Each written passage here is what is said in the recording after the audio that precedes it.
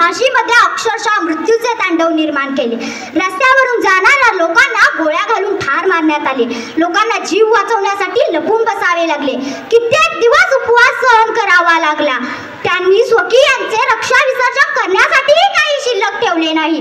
घरातील पाट पोळपाट अशा वस्तूंचा वापर करून अंत्यविधी करण्या इतपत झाशीची अवस्था करून ठेवली. सर्व काही लुटून नेले होते. अशा या नराधमांचा थैथयाट पाहून भारतातील अनेक देशप्रेमी पेटून उठले. त्यामध्ये महात्मा गांधीजी, सुभाषचंद्र बोस, भगतसिंग, राजगुरू, सुखदेव असे नवतरुणही पेटून उठले. त्यांनी इंग्रजांना सळो की पळो करून सोडले. अनेक आंदोलने, सत्याग्रह, उपोषण करून अनेक मार्ग अवलंबून अनेक वीरांनी आपल्या प्राणाची आहुती देऊन शेवटी 15 ऑगस्ट 1947 रोजी आपल्याला स्वातंत्र्य मिळाले. ज्याप्रमाणे किती गेले किती सोसले, किती गेले किती सोसले, भारताच्या स्वातंत्र्यासाठी अनेकांनी आपले प्राण फुंकले.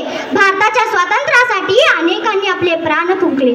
ज्यावेळी आपला ध्वजारोहण होतो त्यावेळेला आपला तिरंगा वाऱ्याच्या दिशेने डोलत राहतो. पण मनात शंकेची चुकते, कारण आपले स्वातंत्र्य अबाधित राहील. कारणच बघावे तिकडे बॉम्बस्फोट, अंधश्रद्धा, बेकारी, स्त्रियांवरील अन्याय, अत्याचार, चोरी, दरोडे याची भयानक वाढ झाली आहे. एकीकडून पाकिस्तान जम्मू काश्मीर मध्ये हौदोस घालत आहे, तर एकीकडे चीन धमक्या देत आहे. हे सर्व पाहिल्यावर आपण खरंच स्वातंत्र्य आहोत का, हा नव्या पिढीसमोरील मोठा प्रश्न निर्माण झालेला आहे. आपल्याला स्वातंत्र्य मिळून 78 वर्ष पूर्ण झाली, तरी पण प्रत्येक भाषणात 15 ऑगस्ट 1947 रोजी आपल्याला स्वातंत्र्य मिळाले हे आवर्जून सांगावे लागते. ही आपली शोकांकिता आहे. नवीन पिढीला स्वातंत्र्य दिन म्हणजे सुट्टीचा दिवस वाटतो. एक दिवस जिलेबी खाऊन घरी जाणारे नवतरुण आपल्याला सगळीकडे पाहायला मिळतात. टीव्ही, मोबाईल, इंटरनेट याने नवीन पिढी बर्बाद होत चालली आहे. माणसाचा माणूस नष्ट होत चालला आहे. प्रत्येक जण स्वार्थी आणि सुडबुद्धीने वागत चालला आहे. हे जर असेच चालत राहिले तर नव्हत्या वेळेला वेळ लागणार नाही. आज आपण स्वातंत्र्य दिन साजरा करण्यासाठी या ध्वजस्तंभाच्या पुढे समोर उभे राहिलो आहोत.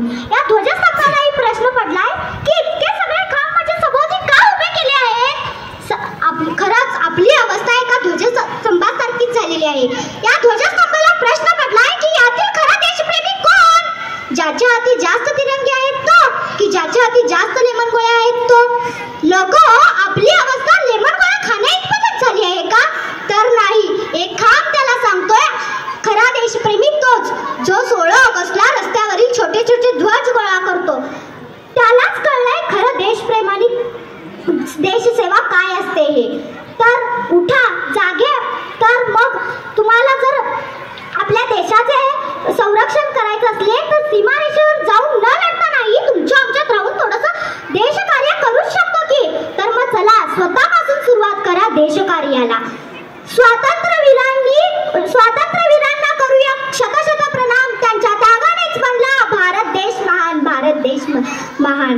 एका आईचा मुलगा छातीवर गोळ्या झेलत होता. सियाचीन मध्ये.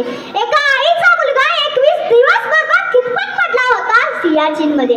एका आईचा मुलगा असंख्य वेदना सहन करत होता पाकिस्तान मध्ये.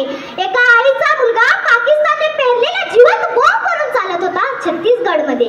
एका आईचा मुलगा तुमच्या ऑफिसात राहूनच आपली देशसेवा करत होता मुंबईमध्ये. अहो, हे सर्व आपले भारतीय सैनिकच, म्हणूनच ते प्राणपणाने लढले.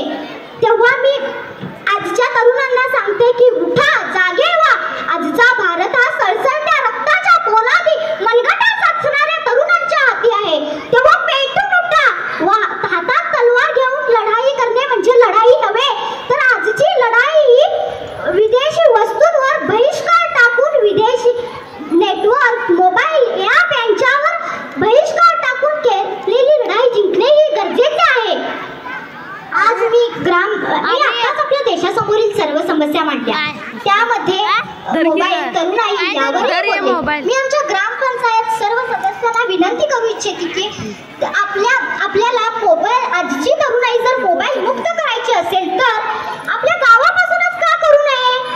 तर मी ग्रामपंचायत सदस्यांना व अध्यक्षांना सर्वांना विनंती करते की त्यांनी आपल्याला होईल तेवढे अधिकार वापरून गावातील उगाच मोबाईल घेऊन फिरणाऱ्या तरुण